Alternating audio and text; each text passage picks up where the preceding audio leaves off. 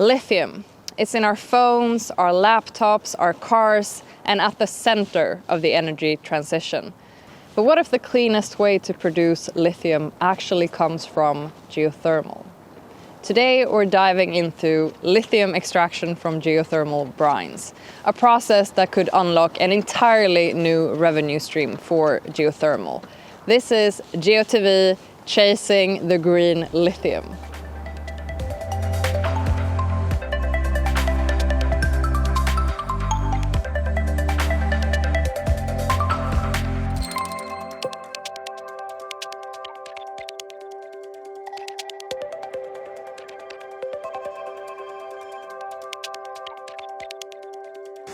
Welcome back to GeoTV. I'm Gabriella Skog. And I'm Boel Stier. Let's start with the obvious. Demand for lithium is skyrocketing, and the IEA projects that it might even tenfold by 2050 if nations meet their climate targets. And the problem is that classic lithium extraction comes from open pit mines or giant evaporation ponds, and let's just say they aren't exactly environmentally friendly. They have huge carbon emissions and extensive land and water use. But there's a third source, and it's one that geothermal has known about all along. Deep underground, geothermal water, or brine, constantly dissolve minerals like lithium from the bedrock. This brine is then pumped to the surface into geothermal power plants, where they use it to produce electricity. It basically works like a filter. Lithium sticks to the surface while everything else flows through.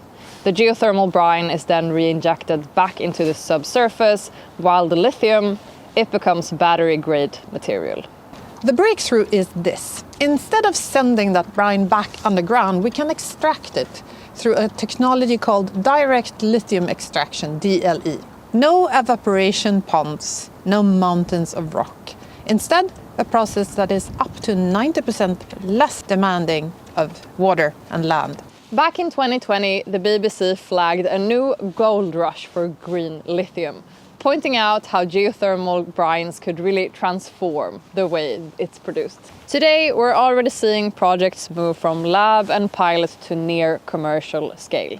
In the US, Energy Source Minerals recently got a huge DOE loan to build their project Atlas in California. Once operational, Atlas could support more than 50 gigawatt hours of battery production each year. It's one of the most advanced geothermal lithium projects in the world. In Europe, the interest is just as strong. And in Germany, Vulcan Energy Resources have begun lithium production from geothermal brines. So we are absolutely happy that we could announce at the end of December that we have finalized our financing of around about 2.2 billion for our flagship project, Lionheart, what is here in the Upper Rhine Valley. So we can start with the project execution. And so we are proud to do that now. And we have achieved already several other goals.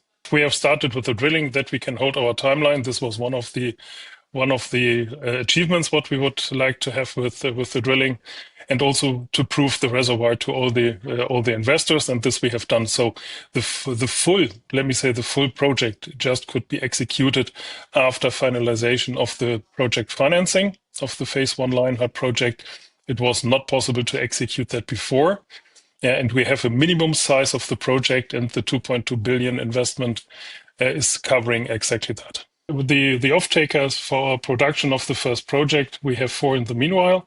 This is Stellantis, LG, Umicore, and Glencore. As you know, Stellantis is an automaker.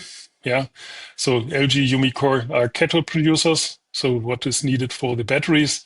And Glencore is a trader for material, for raw material, and all of that are off-takers from us from the first project. Geothermal energy has a high potential, and we know this since a longer time over here, and now we can show that, that we have the potential to replace fossil fuels, for example, for district heatings, and also, for example, for industrial processes. And we show that in reality because we are developing together with BASF, one of the largest chemical firms in the world, I would say, and also here located nearby.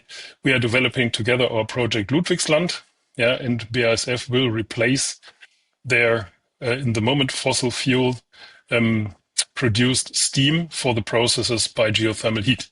They cannot do all of that. That's not possible, but a good part of it. And they can save a lot of CO2 emissions for that. So on the lithium side, we will not produce enough lithium for complete Europe. This is not possible.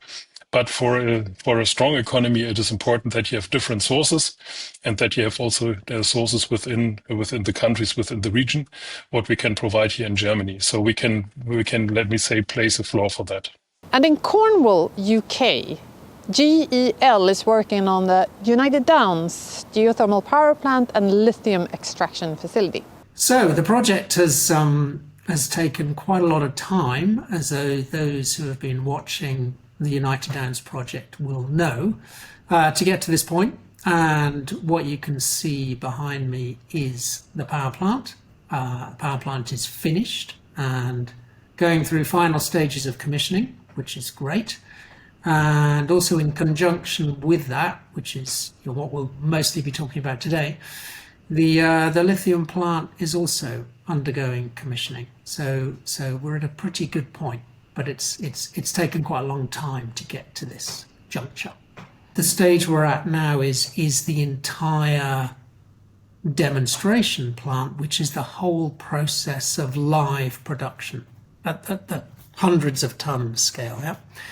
And the aim of that is really a stepping stone before we get to the thousands of tons stage. So the idea is you've got a whole process, and that whole process is then a modular expansion to the thousands of ton scale. But you need the demonstration scale in order, in our case, to get financial backing for the expansion. Yeah, we couldn't just go from kilogram scale up to thousands of ton scale. The investors want to see entire proof of concept. But I think the other side of the coin for this world of geothermal lithium production is the very low carbon footprint and the fact that we are not open cast mining. Yeah.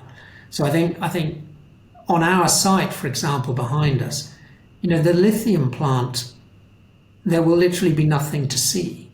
There will just be an industrial building. Yep. There'll be no massive evaporation ponds or tailings dams or huge scars on the earth.